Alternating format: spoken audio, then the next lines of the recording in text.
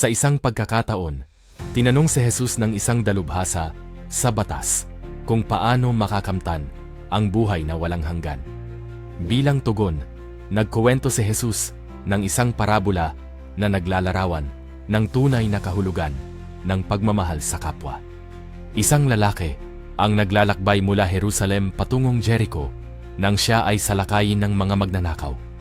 Binugbog siya, ninakawan, at iniwang halos patay sa tabi ng daan.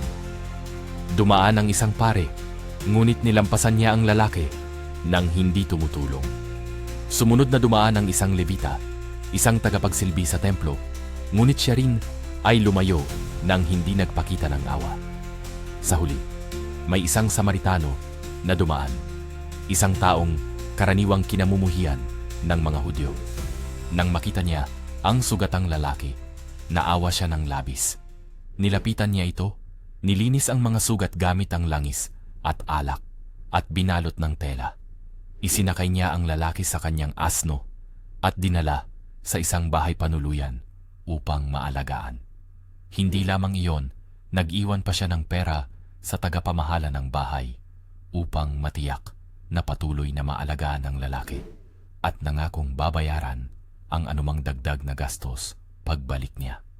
Ang kwentong ito ay nagtuturo na ang tunay na kapwa ay hindi nasusukat sa lahi, relihiyon o estado sa buhay.